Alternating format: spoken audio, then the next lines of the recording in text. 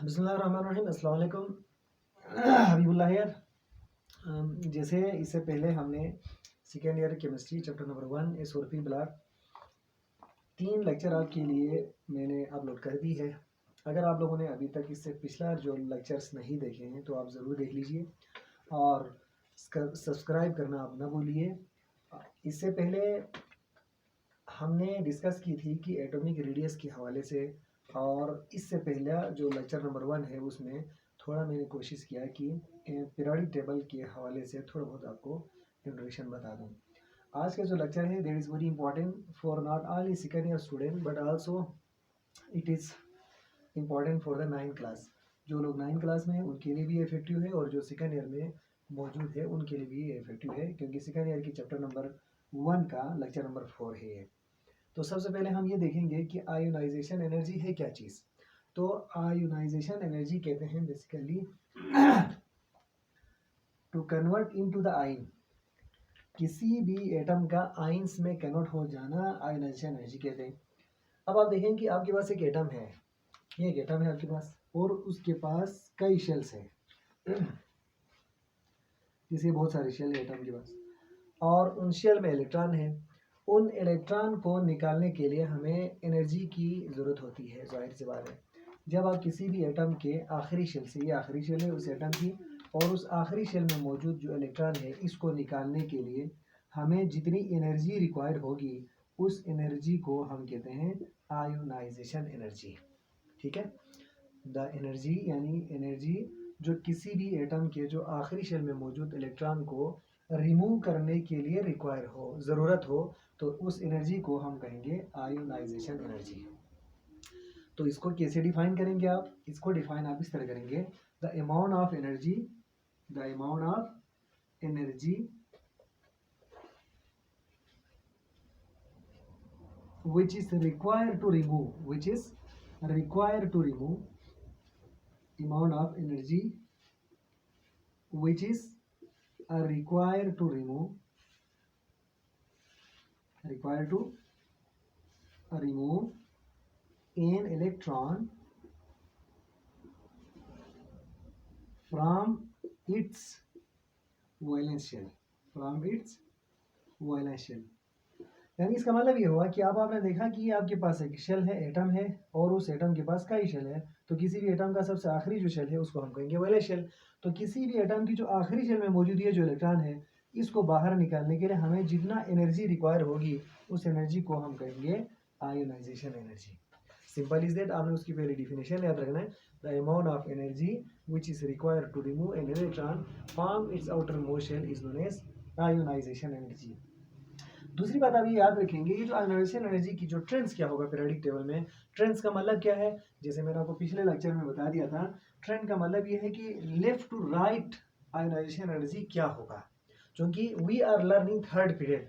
जैसे आपको पहले पता है, हम दरअसल स्टडी कर रहे हैं थर्ड पीरियड की, एसओपी ब्लॉक में थर्ड पीरियड की हम स्टडी करने जा रहे हैं। तो थर्ड पीरियड की के अंदर ही हमने आयोनाइजेशन एनर्जी की ट्रेंड्स देखना है।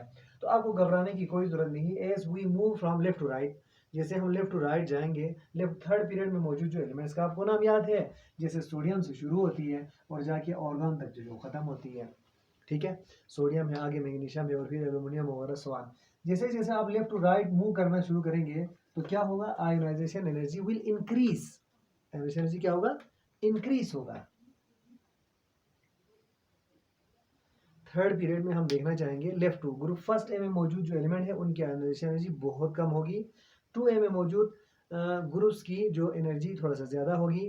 थर्ड ए में मौजूद एलिमेंट की आयोनाइजेशन एनर्जी और ज़्यादा होगी। 4th की और 5A की और 6A की और 7A की आयोनाइजेशन एनर्जी बहुत ज़्यादा होंगी। इसका रीज़न क्या है? इसका रीज़न बेसिकली ये है कि due to decrease in the atomic size. ठीक है, due to decrease in the atomic size. एक तो आप जरा देखेंगे लेफ्ट टू राइट, हम मैंने आपको पिछला लेक्चर में बता दिया था, एटम की साइज इस तरह डिक्रीज हो रही है लेफ्ट टू राइट।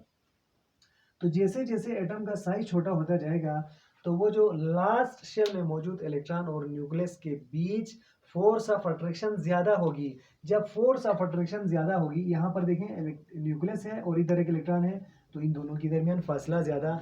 जब फासला ज्यादा होगी तो फोर्स ऑफ अट्रैक्शन कम, फोर्स ऑफ अट्रैक्शन कम होगी तो इस इलेक्ट्रॉन को रिमूव करना हमारे लिए आसान होगा। ठीक है। जैसे जैसे एटम का साइज कम होता जाएगा हमें एनर्जी ज़्यादा रिक्वायर होगी। जब हमें एनर्जी ज़्यादा रिक्वायर होगी तो उस इलेक्ट्रॉन को रिमूव करना उतना ही मुश्किल होगा। तो आपने याद रखना है जो ट्रेंड के अंदर क्या होगा, यानी the ionisation energy of an atom increase from left to right. क्यों? आपने देखा due to decrease in the atomic size.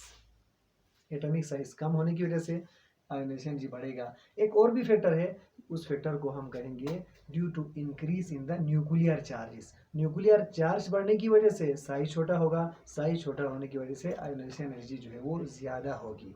ये बात आपने याद रखना है। अब फैक्टर इफेक्ट ये है कि आयोनाइजेशन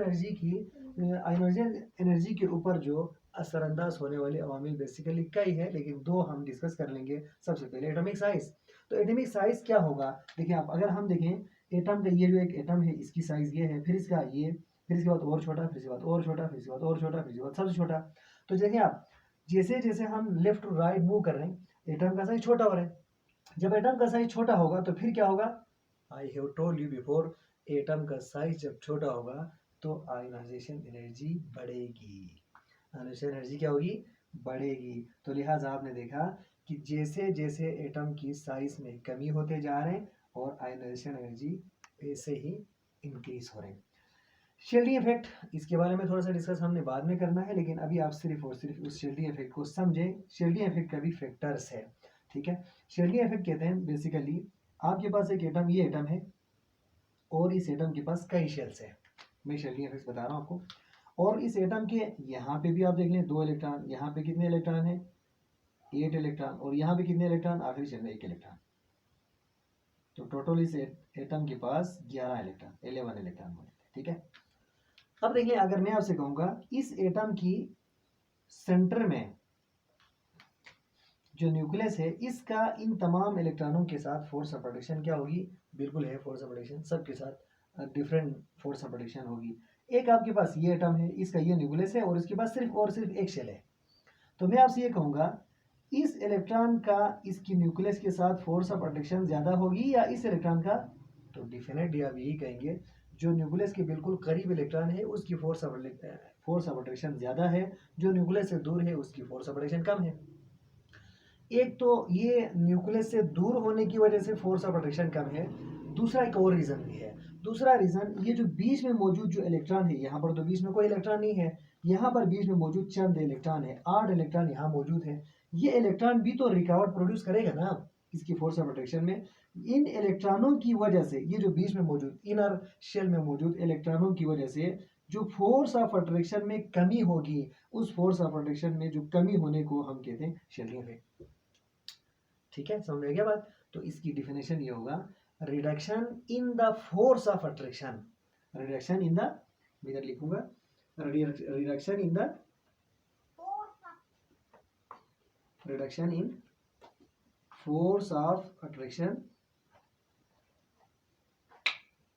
बिटवीन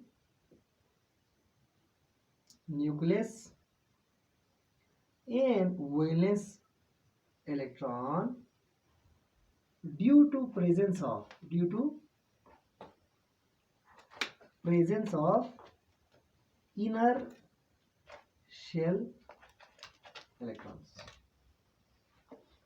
यानी फोर्स ऑफ अट्रैक्शन में कमी, किस वजह से कमी, ये जो बीच में मौजूद इलेक्ट्रॉनों की वजह से यहाँ पे जो फोर्स ऑफ अट्रैक्शन में कमी होगी, फोर्स ऑफ अट्रैक्शन में जो रिकावट पैदा होगी, उस रिकावट को हम कहेंगे शेल्डिंग इफेक्ट। अब आपने देख लिया कि ये तो शेल्डिंग इफेक्ट की कुछ कहानी हो गई। सवाल यहाँ पर ये है, लेट सपोज जब कोई एटम अपना एक इलेक्ट्रॉन लूज करता है तो फिर इसका मतलब ये है कि उसके ऊपर एक प्लस चार्ज आएगा, उसके ऊपर क्या आएगा, प्लस चार्ज। जैसे मैं कहूँ आपसे सोडियम आपके पास मौजूद है, इसके पास L वाला इलेक्ट्रॉन है, अगर हम उस सोडियम के आखिरी शेल से एक इलेक्ट्रॉन रिमूव कर दें तो फिर इसके ऊपर आएगा जनाब प्लस, इसके ऊपर क्या आएगा, प्लस चार्ज आएगा। तो प्लस का मतलब केमिस्ट्री में इलेक्ट्रॉन की डिफिशियंसी, इलेक्ट्रॉन की कमी को शो करती है। सवाल हमारे पास ये होगा कि इसी से रिलेटेड कंसेप्चुअल सवाल आपसे बोर्ड में पूछा जाएगा कि why the size of atom, why the size of cation decrease as compare to the parent atom. ठीक है, जबकि why the size of anion is bigger as compare to that of the parent atom. इन दोनों सवालों का जवाब जो है अगले वीडियो में मैं आपको बता दूंगा। देखते रहिए और फिर मेरी वीडियो जो है ज़रूर शेयर करते रहिए। अल्लाह हाफिज़।